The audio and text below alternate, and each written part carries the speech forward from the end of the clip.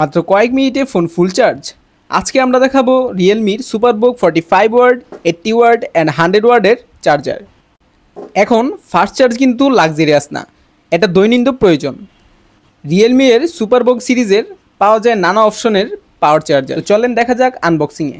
তিনটার প্যাকেজই থাকছে অ্যাডাপ্টার, হ্যাভি ডিউটি কেবল আর ইউজার গাইড। 45 ওয়াট মডেলটা হালকা আর ট্রাভেল ফ্রেন্ডলি।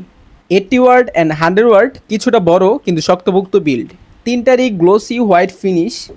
এটার স্পেসিফিকেশন নিয়ে বলতে গেলে 45 ওয়াট সুপারবুক চার্জারটা ম্যাক্স 45 ওয়াট আউটপুট দেয়, যেটা কিনা বুক প্লাস কিছু পিডি কিউসি প্রোটোকল সাপোর্ট করে, বেশি করে মিড রেঞ্জ ফোনের জন্য।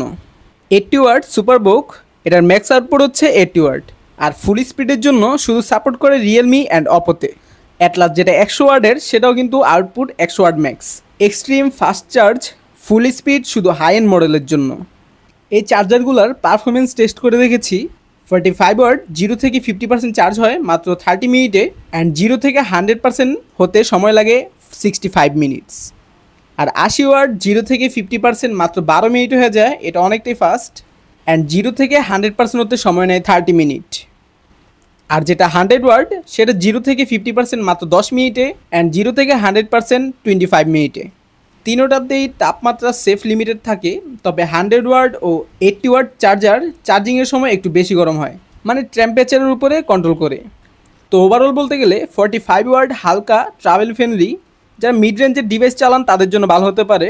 80 ওয়াট ফ্ল্যাগশিপদের জন্য ট্রাভেল ও হোম দুটোটাতে ইউজ করতে পারবেন। আর 100 ওয়াটের এক্সট্রিম ফাস্ট চার্জ আকারে একটু বড় হলো, বাট পারফরমেন্সটা একদম পারফেক্ট। যদি আপনারা এগুলো ব্যবহার করে থাকেন অবশ্যই কমেন্ট বক্সে জানাবেন আপনাদের পারফরমেন্স কেমন পাচ্ছেন। আর এই প্রোডাক্টটা পারচেস করতে চাইলে ভিজিট করতে পারেন আমাদের মুন্সিগঞ্জ আইটি ফেসবুক পেজ অথবা আমাদের ওয়েবসাইট www.munshiganjit.com.bd তে।